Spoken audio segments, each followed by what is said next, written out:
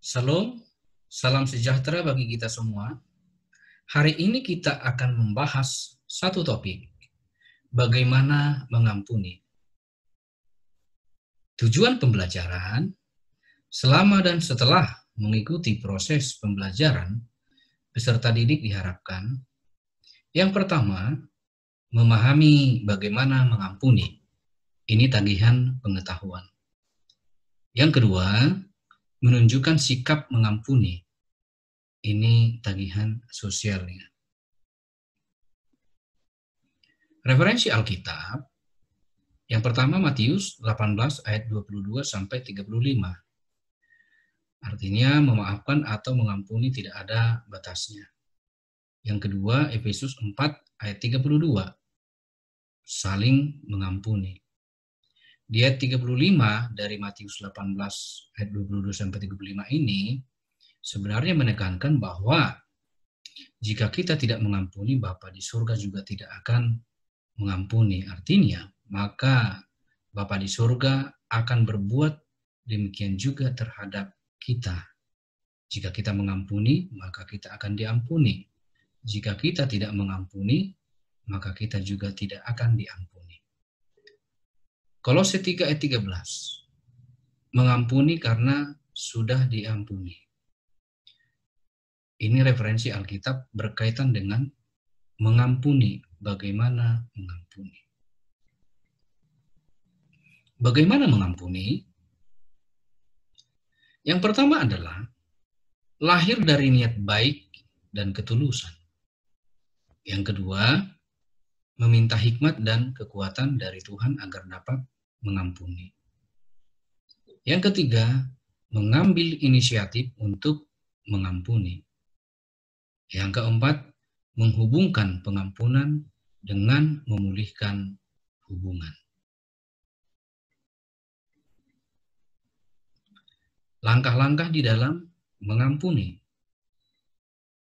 Yang pertama, menyadari bahwa pengampunan merupakan suatu pilihan.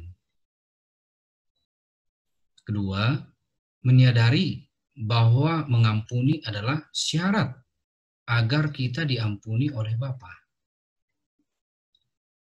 Yang ketiga, menyadari bahwa kita sudah menerima kelimpahan ampunan dari Bapa. Yang keempat, menyadari bahwa orang yang melukai mempunyai kebutuhan yang lebih besar lagi untuk mendapat kasih dan pengampunan dari Allah. Berikutnya adalah mengucap syukur atas berkat-berkat yang pernah diterima melalui orang-orang yang telah melukai hati kita. Kemudian berikutnya meminta kepada Tuhan untuk membuka kesempatan bagi kita agar dapat menyatakan kasih kita kepada orang tersebut. Dan yang terakhir adalah berdoa bagi orang itu. Mengapa saya harus mengampuni? Yang pertama, karena mengampuni adalah perintah Tuhan. Kolose 3 ayat 13, sabarlah kamu seorang terhadap yang lain, dan ampunilah seorang akan yang lain, apabila yang seorang menaruh dendam terhadap yang lain, sama seperti Tuhan telah mengampuni kamu, kamu perbuat jugalah demikian. Mengapa saya harus mengampuni? Yang kedua adalah karena kita juga telah menerima pengampunan. Efesus 4 ayat 32, tetapi hendaklah kamu ramah seorang terhadap yang lain, penuh kasih mesra dan saling mengampuni, sebagaimana Allah di dalam Kristus telah mengampuni kamu. Mengapa saya harus mengampuni? Yang ketiga adalah karena tidak ada masa depan bagi orang yang tidak mau mengampuni. Dicatat dalam Ayub 5 ayat 2, sesungguhnya orang bodoh dibunuh oleh sakit hati, dan orang bebal dimatikan oleh iri hati. Ayub 21 ayat 25, yang lain mati dengan sakit hati, dengan tidak pernah merasakan kenikmatan. Mengapa saya harus mengampuni? Yang keempat adalah karena neraka menanti orang yang tidak mau mengampuni. 1 Yohanes 3 ayat 15, setiap orang yang membenci saudaranya adalah seorang pembunuh manusia.